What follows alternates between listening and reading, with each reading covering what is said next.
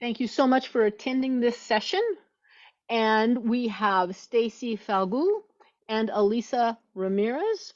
Go for it. So I wanted to introduce myself. I'm Stacy Falgu. I am the director of West Kern Adult Education in a rural area. I've been in education for 27 to 28 years, and from preschool all the way to high school. My specialty is a counselor and an academic counselor, and also a behavior specialist. I have been a dean. I've been a director of education over a state prison, a GED instructor, and now I am a director of West Kern Adult Education. And so with me, I have Elisa Ramirez, who comes in as my right hand and is my second in command, but we're the only two admin that run this rural area, West Kern. So if you want to give them a little insight, Lisa, about you. You're on mute, Lisa. So sorry about that. I'm Elisa Ramirez, and I've worked here at West Kern Adult Education since 2019. I originally started as the WIOA coordinator and then moved into the site coordinator shortly after that. I come with 10 years of education. I worked in the elementary school systems as classified staff. I've also done accounting. I've worked in number payroll. So I do a little bit of that, of everything here as well. You want to start with the slide, Stacy? Yes, go ahead. We're going to go ahead and move into our slide. Guys, we kept this very simple because we want to make sure that we're interacting with you. What we did, WAKEN is what we call WAKEN is West Kern Adult Education Network. What we've done is we are a joint powers of attorney authority, which is the only one in the state of California. And so it's unique. There's a positive and there's a negative with that, but we separated from the community college just so we can have more flexibility to do what we need to do for the community that we serve. And that happened in 2017. Taft Community College, our community college, is still our fiscal agent, but as a consortium, we operate alone as a whole. And all of our consortium leads do not receive any funding from us. We receive all of our own funding so we can best serve the community here at off to the west side of California. So with that being said, we just wanted to keep this PowerPoint very simple so we can interact and tell you what we did as a school and as an adult ed to, again, best serve the population that we serve. We call them sometimes stranded adults, and how we could align education and pathways and careers for them. So according to the 7th Street Index of West Kern Community, we're listed the 50th worst places to live, which I totally disagree with. I think Taft is one of the best places to live with a lot of opportunities, especially for our young youth. So we're a rural community. We're right out of the west side of Bakersfield. We connect with them, but we do sit in a pocket of our own. We have our census shows that we have a high school level of lack of education and unemployment. 56 Hispanic Latino population, with 15% of them not US citizens. And I really want to just say that 10 years ago, we had 10% Hispanic Latino. And in 10 years, our census has grown to 56%.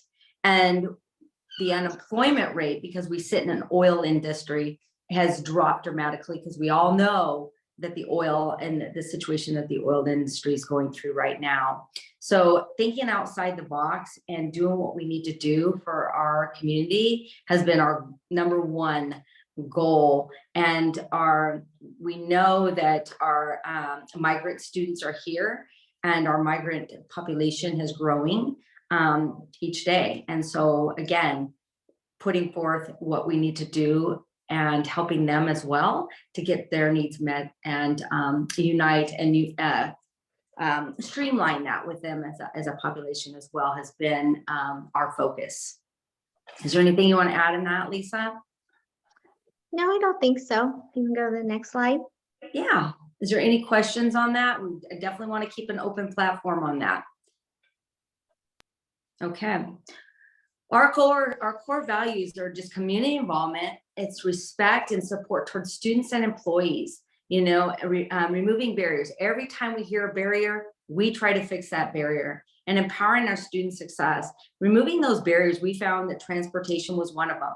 So we got bus transportations, we've gotten gas fuels, we've gotten, you know, different things that we can serve our students, and respecting them as far as linking our industries directly to us in every class that we have, that our students coming out are employed locally and directly here within our own community. Some are out, but mainly right here within Taft. And then empowering them, getting them to the correct pathway that they need to be in so that they can be successful as well.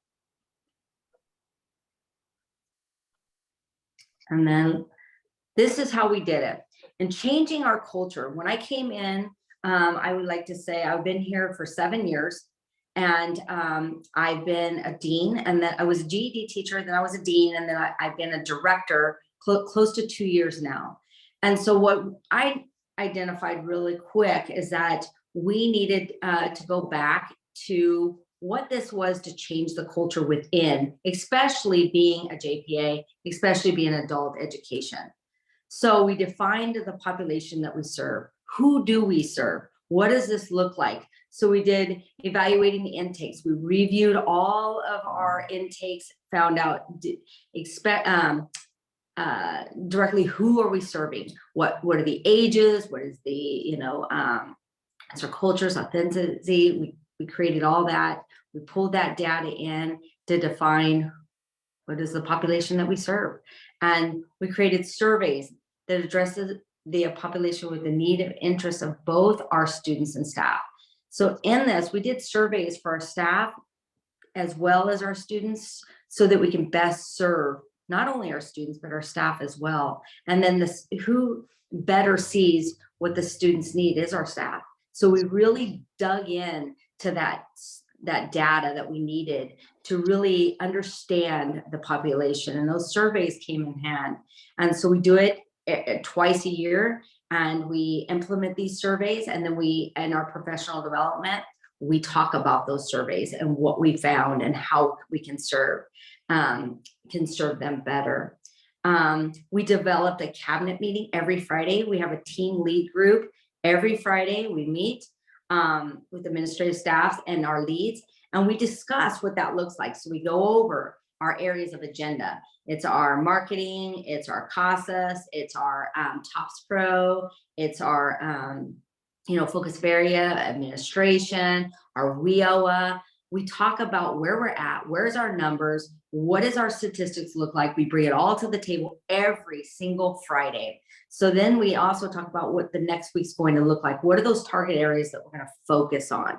And so as a team, we're all on the same, on the same board, and that we are all operating in a system form, that there's no one that is left out during this time of process.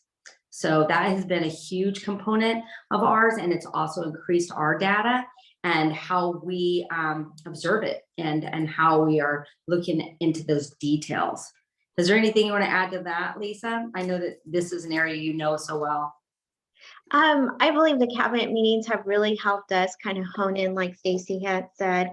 I think it helps us talk out, especially as we have upcoming classes, where our student count is, especially our CTE classes, and then we're able to brainstorm how can we continue to promote those while marketing is there. I think that has really helped us a lot to kind of work together as a team. Yes, absolutely. We use surveys. We have a question that came in. I'm sorry, I'm interrupting. Yeah, go ahead. It's from Amber Henry. I apologize if you said this. She's kind of multitasking. How many administrative staff do you have? When you say cabinet, is that adult school cabinet or district cabinet? Okay, so good question. So we have 2 administrators, and in our cabinet we have 6. And that means that we have somebody that's over CASAS. We have somebody that does our TOPS Pro. We have our front office, and we have our marketing, and we have our WIOA. We meet as a cabinet. every Friday. But as far as administration, it's just Lisa and I. And then we have an administrator over at WIOA, but mainly it's just her and I that run this. Does that answer your question? Yes, thanks. Perfect. And we use surveys, data, department meetings, professional development trainings, webinars, and offsite trainings, and bring diverse perspectives to our team staff. And by doing this, again, the surveys have been huge. We just did a survey on staff and students about respectful communication. Are they feeling safe? Is our staff feeling safe? You know, who do they have, a go-to person? Do we provide that? Do they feel, because again, that retention is going to come with that warm, safe environment. So do we provide that as a school to our staff and also to our students? So that's the one we're working on right now for our professional development that will take place in November. And then, like I said, we have 2 professional development every semester. We have one. And webinars, what we do, we're big on webinars. You know, one of us is on something, we're sharing it.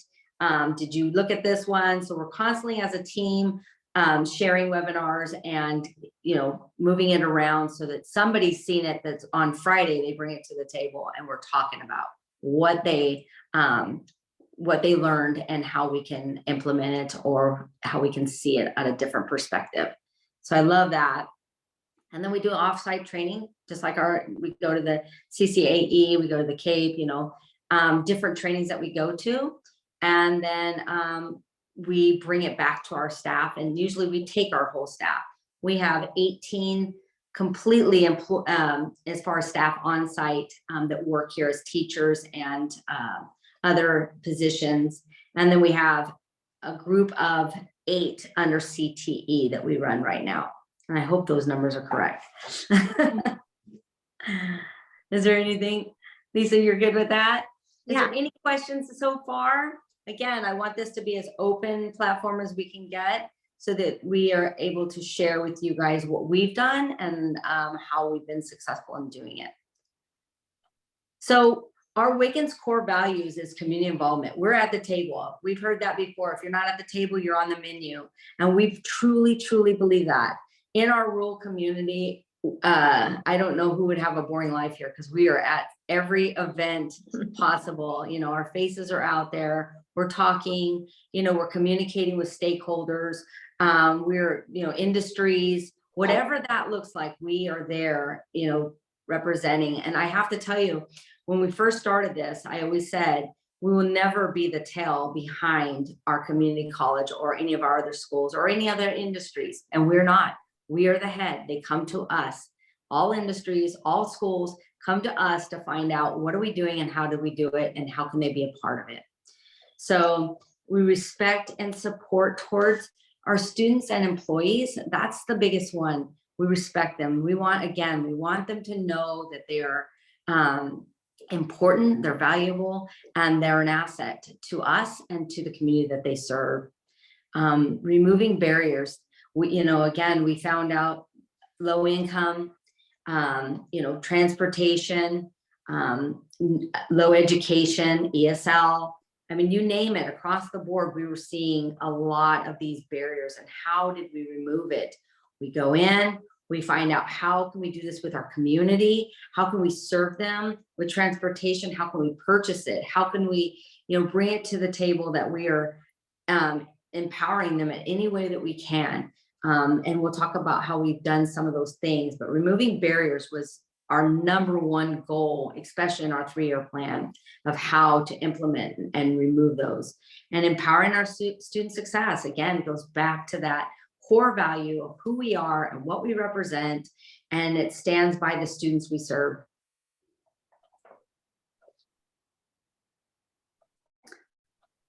I think you've gone back, Lisa. Back. Sorry. I read that. Okay, we discuss our data. These are our team. This is what we talk about. We discuss data, outcomes, attendance, marketing, goals, and expectations. We talk about upcoming weeks. Again, we go back to those meetings. What does it look like? We talk about that and the team needs and focus on. We collaborate as team in areas of enrollment, retention, and student success. We know that in the retention of what we're doing is the longevity of it. Students can come, we always watch the front door, but we forget about the back. And we need to make sure that they understand that we have them all the way through, from the beginning to the end. And with that comes retention. Have the other one, Lisa? Okay. So one of the things that we did, and I really kind of want to, we'll go through this on different things that we've done, but creating new job descriptions. When I came into my position and Lisa and I got together, one of the things that we realized that everybody's job description was so vague, but it really did not define their position as a whole. So we redid it. We redid everyone's job description.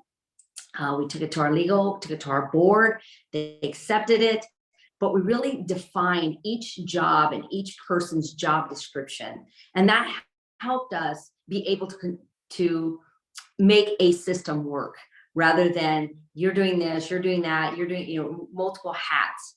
It's just, this is your specialty. And kind of give you an example of what we did on this. We defined employee specialty and strengths and aligned them to the job that best suits their skills. I just want to say and give you an example. We had a young lady, and she's probably on here. Her name's Iris, and I'm going to put her out there.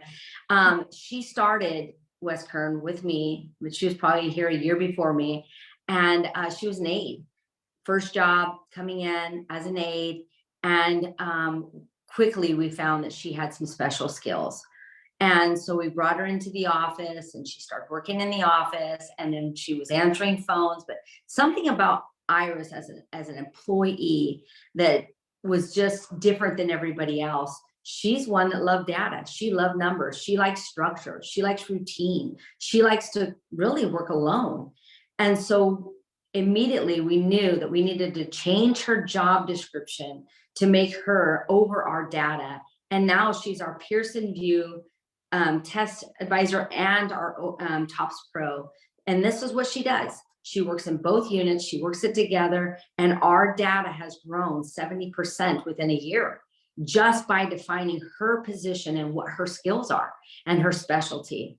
And so we did that with all employees. I'm just giving you an example of what we've done with Iris, and how much she's grown as an employee, and how much she's grown into loving the position that she is doing now, and longevity with her, because we really honed into everyone's special gifts that they have and what they can offer to us as an organization to work in a systematic form, that we weren't going outside that box.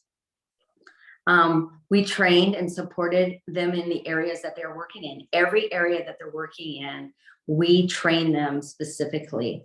CASAS, we've kind of changed that around. So now we have a CASAS team, because we know now everything's around CASAS. So we knew we had to go into that area. Kind of give a shout out. Carol's with us right now. She's been our coach. We were assigned a coach through the Cape, and she was with us for a little over a year, I think. Correct me if I'm wrong.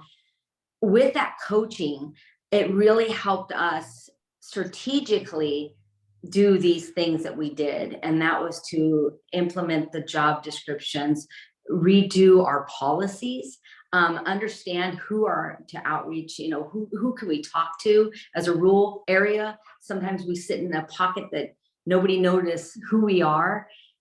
And we don't operate like every other school. We don't operate like the big schools. We do things different. So we needed that structure, and Carol was one that came along and helped us define that. And so this is what we have done. So I just kind of wanted to give a little shout out to her as well. And we evaluated job duties and their hours to make sure that they can obtain their daily workload. Some of those things, a lot of our students, we encourage education. So they're going to school, and they're, trying to do different things with their families. So we want to make sure that we are meeting their needs too, that they're able to obtain this daily workload. I want to go back to Iris. What we found is that she was doing CASAS, TOPS Pro, and Pearson VUE. She's an amazing employee, but what we were doing to her was giving her way more than what she needed to do or could do. And so we needed to separate that and give other job descriptions that we can make this 100% effective rather than 70% because we don't have employment for this. So that defining job descriptions, that's what we had to do, and we've done it. And then we hired our GED instructor to come in and oversee the CASAs, because why? He's talking the CASAS language to our instructors, and we needed an educator to come in and teach it at the level that we needed to incorporate that. And then we built teams within departments to allow those support teams. That's what we did. So we have a CASAS team, and then we have a WIOA team, and then we have our admin team. And then we meet with them weekly. So then we can address any matters. And then we have an open door policy that they can come in and be with us at any time or share those concerns. Last thing we want to do is wait a week before we fix the problem. So our doors are open, they know that, and they're able to come in at any time to address those issues as we move forward, building our school as we grow. I think we had a question. We do. There's two questions, actually. Okay. The first is from Amber. That's great. Can we get a list of the positions you have supporting your program? That is a position we do not have, and it would be very helpful. We don't even have a job developer counselor. It's just me and an office manager while running 2 other TK-12 schools. My gosh. Yes, we will give you that. And that's what we did. We went and we just researched job descriptions of who, what does this look like and how can we implement it? And also, we had the staff that we already had. We just moved them around because we found out that they had special gifts in areas, and it worked. So. And the other question is from Kathy Keeley. If I pronounce your name incorrectly, I apologize. Kathy would like to know, how many employees do you actually have? Altogether, we have 18 that work on site with us, and then we have 8 CTE instructors with 2 assistants. Is that correct, Lisa? Mm-hmm. Okay. And then Lisa, is there anything else that we have done? I know Lisa's on the back end of this. She wears multiple hats. She does a lot of this with our employees. You want to share that, Lisa? So yeah, I'm kind of, I would say, the most support for most of our staff in helping, like we talked about, students in our upcoming classes. So I'm always going around, where are we at, where's our student class, especially with Iris too. Like I work a lot with Iris closely. She used to be at the front desk. But I'm just kind of there supporting them along the way. Are we having any problems? Again, I feel like even though we've defined their descriptions on what they're doing, I do feel like we are able to move around when somebody is gone. We kind of know what each other's jobs are. So, in case Iris gone, she does our Pearson VUE. We do have somebody who is certified as a proctor in Pearson VUE to sub for her when she is away if something were to happen. So even though we've aligned them, we do have, other people who can step into that position if needed. And I think that's been really important to us versus, coming to a complete stop. Yep. Good. We have 2 more questions from Soraya Ledesma from Mount San Jac. Are they full-time or part-time instructors? And how many students do you serve in a semester? So our teachers are all adjuncts, so they're part-time. And then our immediate staff, which is our office, Lisa, myself, the WIOA, and our CASAS overseer and our Pearson VUE Chops Pro leads, they're full-time. So we have a total of, I think it's 5 full-time. Is that correct, Lisa? Yes. 5 full-time. And then as far as students we serve, we're at 146 right now, unduplicated in the month of September.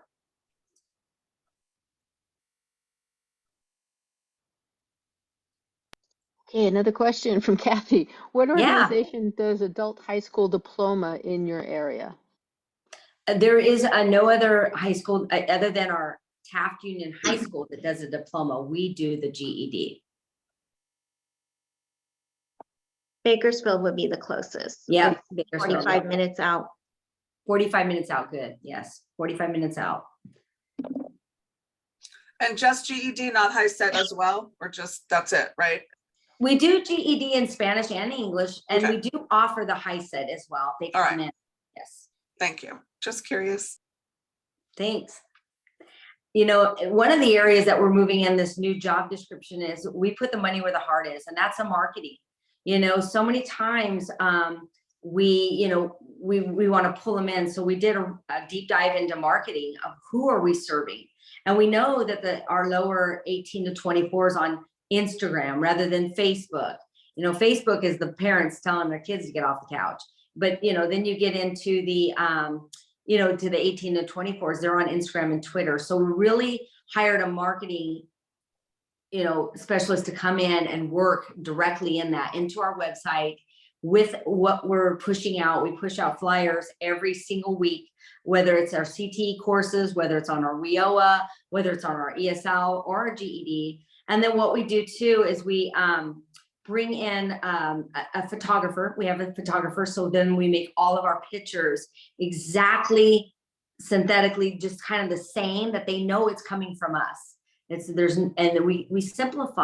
We simplify what those flyers look like. And then we put those barcodes on everything. So if they want more information, then they would click and go to that area directly. Is there any questions on that?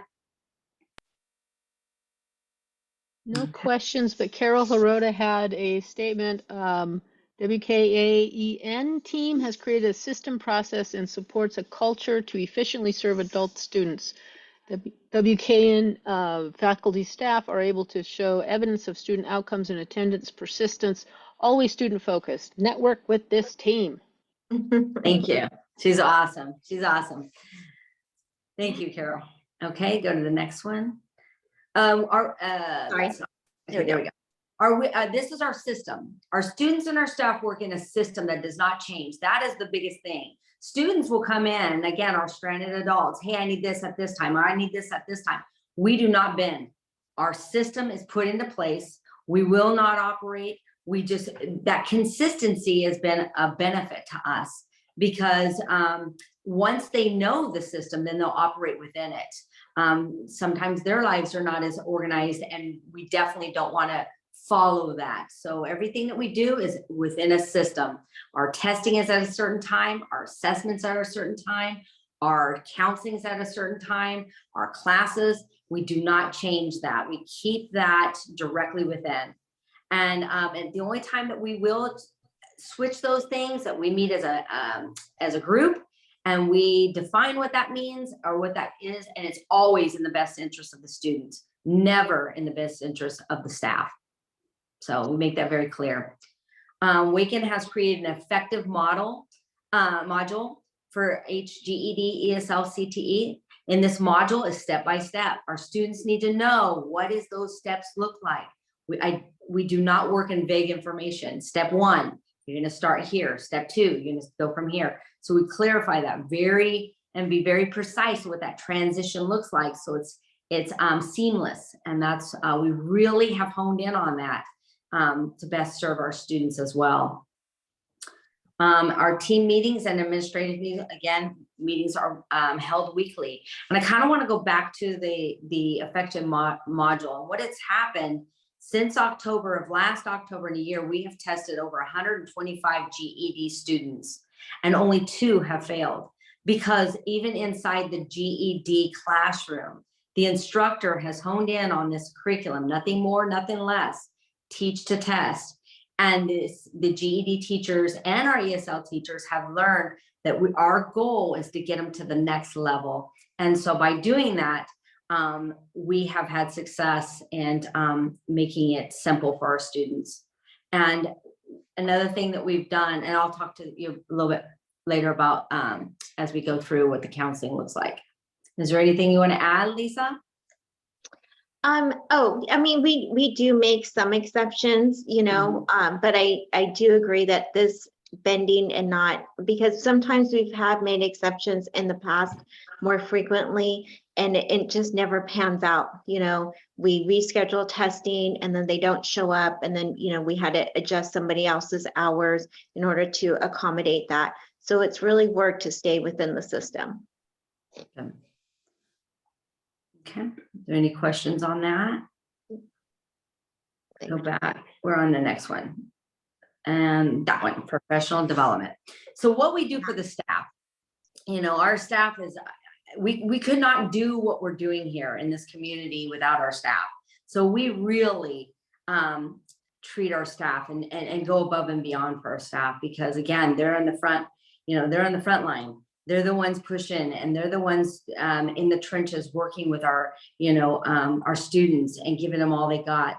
I always say it's 90%, you know, 10% teaching, 90% cheering. We are breathing hope into our students, and we can't move in that order unless our staff is completely happy. So one of the things we do is we provide professional development training for our staff every semester. And this is every semester we do different activities. And then our trainings consist of our data, our reporting, our curriculum, sexual harassment, positive communication, state codes and guidelines, and survey results. We come up with new surveys, we present it. And then what we do is we like to follow a theme. We have different ones that we do, just fun themes we come up with. We decorate the whole room. We serve a meal. We usually do it in the evening because we have a lot of teachers that work daytime. And then we do team building activities and collaborating. We do this, we're doing one in November, and we're doing bingo, you know, and then we're gonna give out gifts, and then we create space that are safe and conflict free, you know, in this area that we can talk and be open and be transparent of any concerns that we're seeing. Or that we need to address, or that we missed as admin and as leads, and how can we best serve them to make it a bigger and better place. We have little to none, no turnover. We have a young staff that are bought in, that go above and beyond. And we also, like I said, we have the best of the best. I have to say that. And so in our professional development, this is where we bring everything to the table for everyone. And it's always a great experience for them and for us as well to know what their needs are. Okay, so what we did, this was one of the biggest things we wrote into our 3-year plan, and we felt like this was the most important part of what we do, and that's that transitional counselor, and we call them transitional case managers. By doing that, the transitional counselor and the case manager, we hired 2.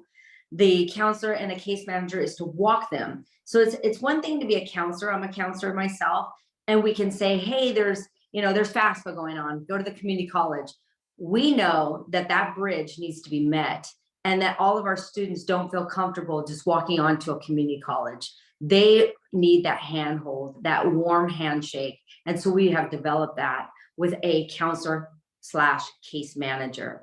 And so what they do is they're from Taft Community College. They work at the community college in their high risk area, which is their EOPS. And then they come straight with us. They work on our site. So our students have their own counselor within. And for the career and educational pathways, and so what they do in that is they define, as they meet with them, and then they create a yearly calendar for our students to say, this is what's happening on the community college.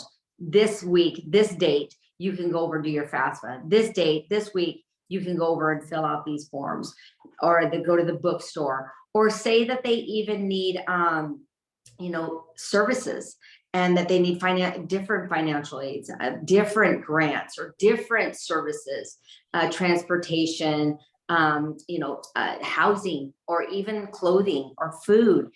That case manager / counselor is the one that's going to assist them, so that we make sure that this is seamless for these students to get where they need to go and further their post-secondary. And then we do both counselors. Both counselors meet with the students one-on-one in group settings, Both counselors are connected to our GED, ESL, and CTE classes. They go into our classes, they talk to our students and tell them the different things that they have. And then both counselors create that yearly calendar to best assist the students with upcoming events and dates and happening with the post-secondary education. And I want to go back to our second counselor. Our second counselor is more the social and emotional, but what we do with this counselor is we assess the students. We use a form called Tradeify, and we assess. This counselor goes in and meets with the students as they're going into GED or CTE or even in WIOA. And we're now doing it with our high school and our college students that we're teamed up with. And we are assessing them to define, really going into GED, what side of the brain do they even use? If they're more on the left side, we're going to start them in science. We're not going to put them in liberal arts. And this is when they go in there, we've found that once we strategically look at how they learn, what side of the brain that they're using, we've had 99% success in our GED. And we align what that looks like for their career pathway. So this counselor comes in, and we also talk about coping mechanisms. She's a part of teaching the students about Dress to Impress, strategies on how to keep a job. We can get them jobs. How do they keep it? And what do that look like? Protocols, and we use essentials. She aligns her curriculum with that for all of our students. And then both counselors, like I said, make that coming in events, dates, and happening within the post-secondary. And our goal is to get them to our post-secondary education into those career pathways. Lisa, I'm going to hone in on any of that. I think it's really helped us a lot. Tradeify is one of the apps that we use. It's really quick.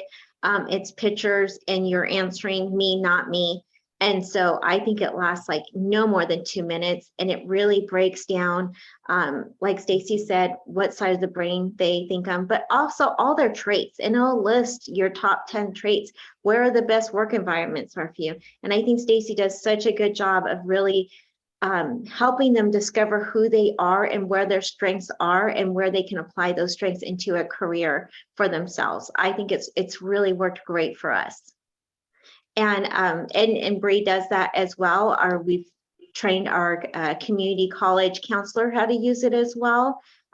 So again, I talked to a lady in one of the conferences, and she termed it a really good way, in that she said, you're getting them to start, like Stacy said, left side of the brain, we're going to start them in science. We're going to tackle those easier ones. And now they feel like they've achieved something. And now those harder ones, when they just have, language arts left, and that's the one thing, holding them to getting their GED, I think it's a lot easier for them to conquer versus starting them in the most difficult subject first.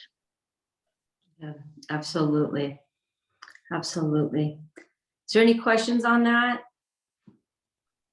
Okay. And then the next one. So this is what we do here in this rural community. I cannot say this enough, of being at the table. Myself, I'm also on the Taft City School District Board. So I serve on the K through 8th City School Board. Lisa here is on the Taft Community College Board. Our WIOA coordinator is on the Chamber of Commerce Board. Taft, and both myself and our administration is on multiple Taft College advisory committees. Transitional Independent Living, which is our SPED Ed and our special education. We just put myself in, I've been on it, but I've added our GED instructor. And so that's within the community college and for our community as well. Lisa and I and many others serve in the Seroptimus International. So we are at the table of everything that they do, especially with the Taft City School Board and the community college. We have 4 grants that we have written so far with the Taft High and the college as we serve it now in our CTE areas. So there's everything that we have done, we have said, okay, we want to be a part of, so that we can move and make things happen for the best of the organization. One of the areas that I did not put on here is that we are now having a second site put into place. And the second site sits directly in the Hispanic Latino population. It's a building that's under construction right now. And this building will serve our ESL, our civics, our citizenship, our parenting, our financial literacy. And with that will be a preschool that the state will come in and put beside it. So then our migrant families will be able to have their children in preschool while they come to class. So this is just our new movement, and that will be kicking off in January. And we serve, multiple different CTEs as well. But we're a small, powerful team. But again, with all the staff that we have the right people on the bus. And that's what it takes. Put the right people on the bus and define what their specialties are and move forward. Is there any questions for us?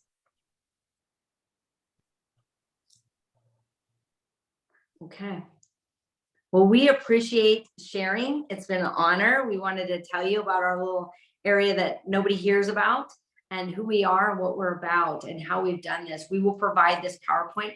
You guys have our email. Reach out to us and we will let you know and give you some insight of tools that we've used and job descriptions, how we've used them and how we've defined moving forward and how we've gotten a yes to our board members and how we were able to move in the way we did.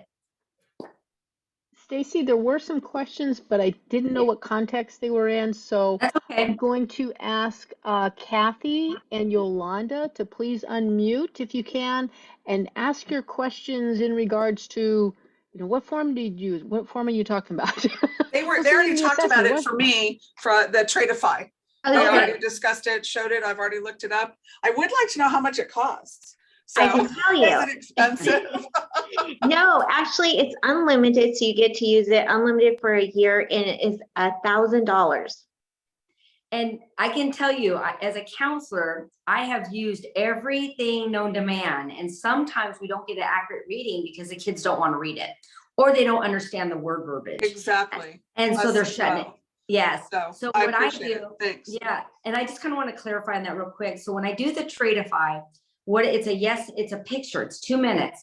But what I use is I said, there's a picture in there of hiking. I don't hike. I want to hike. It looks great, but that's not me. So sometimes we answer things because it looks good. It's not me. I'm not going to hike. I'm not going anywhere. So it's not me. So I explain that to the students so we can get a real accurate reading on them and understand who they truly, truly are. But it's a 2 minute. Yes, our whole staff has done it. We've done it with multiple, the high school, and we've done it with, the college, and we use it all the time. So it's a great tool. Oh, that's our WIOA flyer. So this is what Stacy was talking about, our QR code that we put on everything. Yep. And I actually have a contact for a salesperson, so I will put that in the chat. I'm going to stop sharing. Look that up. And Elisa, while you're doing that, Anthony Burek has a question. Yeah. Anthony, you're muted. Elisa, what did you say the amount was for the after the year? It's $1,000. It's $1,000. A year, and it's unlimited. And you're able to look back up, like they create a profile, so you can always go back and look up, if they come back in for counseling. But Stacy always does really good because she's like, if you forget who you are, go back and look at this. She prints it out for them, and they also can log in and go back and see the results.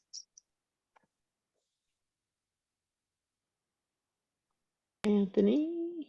Yes. Hi, hopefully you can hear me. So, Stacy and Elisa, first of all, thanks so much for your presentation. My question was, and maybe the reason why some of us came to your presentation is, so we're curious to know, why do you think that some of these steps work better in your rural community versus trying these same steps in other communities that might be larger or more urban? What is it, what's the magic that's happening out in your rural community that maybe we're not aware of in other communities around the state? That's a good question. no matter what, your team leads, like I said, being at the table. And I don't think that we're doing anything magical. To me, it's not rocket science. You know, it's what we had to do here in this area to get us out there. We were just kind of under the table. We were under Taft College. We were just a GED class. We were just an ESL under a community college. And we wanted to put our stamp out there on the map and say, no, we are separate. This is who we are. We have our own site, and this is what we're doing. And to make it bigger and better, we just defined it. I think anyone can do it. It takes time. It takes strategic planning and understanding that, you know, empowering our employees, empowering our students, and it just fell into place like a puzzle once we defined our population, our special staff, and getting the right people on the bus. Does that answer your question, Anthony? Yeah, I think so. Maybe just a follow-up question, because I'm also thinking about some of the things that you said in your presentation about you know, making connections with other folks in your community, right? And I'm assuming, as a person who lives in a big city, that maybe it's easier to make some of those connections just because it is a smaller community. Maybe it's a little clearer who those people are exactly. You know, I'm not, if I go to my local chamber of commerce, I'm not really sure who's the first person I should talk to over there. Whereas maybe it's a lot easier just to walk into the Chamber of Commerce in Taft and you know exactly who it is that you need to connect with. So maybe, can you talk a little bit maybe just about some of those community dynamics in your community? Yes, I taught in Clovis Unified for 23 years. I was in Clovis, so I definitely know the difference of a bigger school section than a smaller rural area. And I'm from Taft. So it is easier to walk in. Everybody knows everybody. Everybody knows everybody's title. The one thing in a bigger sector in a bigger school is you being at the meetings, knowing who it is, getting on, you know, those different collaboratives that they have. I know in a bigger area, they have their adult, they have their community college, they have, you know, there's different things that you just got to be tapped in and getting a hold of those right people that you have connections to, and then getting those emails of like, hey, this is happening at this time, or this, the workforce, you know, this is happening, and having someone at the table to those things links that together. But it is different. A rural area where, like I said, we know everyone, and in a bigger district, it is different, but it is happening and it is there. And I also want to add to that. I mean, I think about that too, where I came from before, all the connections. And yes, we are a smaller community, but I think, I mean, when Stacy talks about community involvement, I really want to say we are really involved in our community. We're doing the trunk or treat at the rec department this Thursday. We attend Sit and Sips, which the chamber holds every Wednesday. I mean, we are really involved in our community, and the connections that we have made just attending these community meetings, and also attending meetings that from being a board member or trustee. You know, yesterday me and Stacy went for it was the CTEC building in Bakersfield, and got to see a tour of their building, which was fabulous. But just meeting people there and making connections. So I just think any involvement in your community, you're going to start making those connections, and it'll lead to other places. Okay, great. Yeah, thank you so much. Appreciate it. Thank you. Yes. Is there anything else? Stacy and Elisa, we do have a request in the chat. Is it possible for you to upload your presentation in the chat before we close the session? Sure, I tried. That would be so marvelous. That question came up a couple of times during the presentation. All right, while we're waiting for that, go ahead. Melinda, this is probably a question for you. I'm sorry, but I've been trying to find them. They were supposed to be uploaded before, and I don't know where on the Summit site to find them. I've gone to all the little connections, and I don't know. I'm just feeling dumb today. I'm feeling dumber because I don't know how to answer your question. I thought they were on the site too, and I just went to look. Okay, so, thank you. Right. It's okay. That's in the chat right there. Lisa just put it in. So if you want to hit the click to download button, it should download, and we'll stick around to make sure that you can get that done. Question for the audience, being in rural districts, does your administrator district principal have other duties or schools to run? Is that normal for small districts? So usually it is, they do carry multiple hats. We are a JPA and we're the only one. So I am a director, so I'm the only one, I don't oversee the high school or the college. This is my job. So I don't have multiple hats on that end. That we are a standalone, and I oversee, instead of having deans over GED or different things, this is it. So we oversee ESL, all of our departments. But no, we don't have to carry any other job titles into the to the high school or the community college or anything else. Did that answer that question? Okay, thanks. Did we get it up there, Lisa? Yes. And it says by and sometimes, what is that? Sometimes you have one person running a whole program or site. Yep. Yes. Yes, we do. We wear multiple hats. Lisa is like actually my HR coordinator, to my payroll, to, attendance with my staff, and then I wear a dean's hat as well. So I do curriculum, I build it, I create it in our CTE. We do grants. We do, we oversee our WIOA. We oversee each and every department. Yes.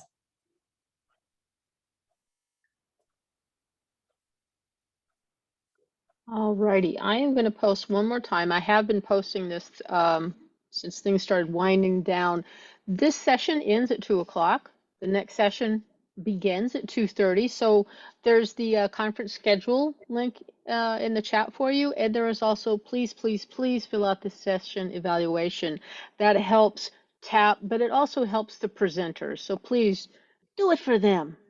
Do it for them. Click on that link, the form will open up and you should be able to submit your evaluation for the session. I'm going to stop the recording. Okay.